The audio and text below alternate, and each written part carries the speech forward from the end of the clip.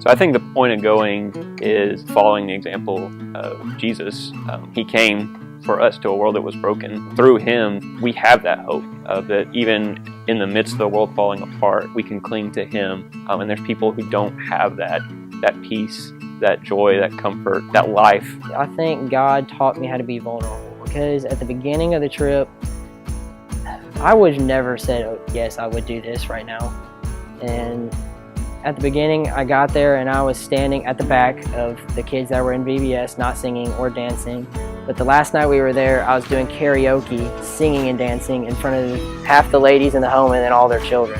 I have a huge passion for music. I love singing. I love worshiping. That's really how I feel connected with the Lord. And we went to their church every single night. At these services when we'd sing worship, it was kind of eye-opening to see the way that these people worshiped the Lord with all of their hearts and just with everything they had. There were people just dancing around the church. There were people shouting. There were people crying. And it made me realize that that's what worship is about. When I lead worship or when I sing, I want to do it with all I have. Oh, when we first pulled up there and I saw all those people standing in line, I was just like, we have to wait in that line. I was like, oh wait, we're serving all those people.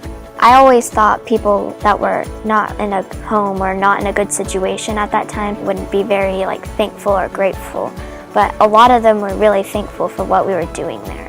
I've never really gotten to know anybody that was homeless, so I kind of felt good to get away from what I was doing and see what they were doing.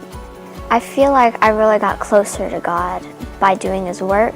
I would encourage others to do it because it's just a really fun experience and you'll never forget it in your lifetime. This year was really cool to be able to actually bond and build relationships with these kids. One kid in particular, his name was Mason. One of the girls on my trip, Maddie, she brought him over here and said, hey, this kid's name's Mason too. And I'm like, oh, hey. By the second day, I was like, hey, Mason, we need a handshake. So we came up with this cool handshake. Every time I saw him, I'd give him the handshake, and that was kind of our thing. The last day before we left, that's when we kind of sat him down, just talked to him about his family and his relationship with Jesus. He's like, man, this Jesus guy seems pretty cool. I was like, well, you should let him into your heart, and he accepted Christ, and that was a really cool experience to be there with him while he did that. The thing that God really taught me over this trip was that He's always there and He can always do something in the moment. You could just ask Him something and you wouldn't get a direct answer in your head or anything. You wouldn't feel like that, but you knew He was there and you could see His plan coming together through it. So you could ask Him for confidence in this moment when you're going up to people's houses and asking them to come to your VBS down the street, and He would do that and He'd give it to you. Just have that confidence and faith that God is always there. And that's something that I had before, but not as strong as I do now. For me, that was the biggest takeaway of this trip isn't dependent on me. God's already at work.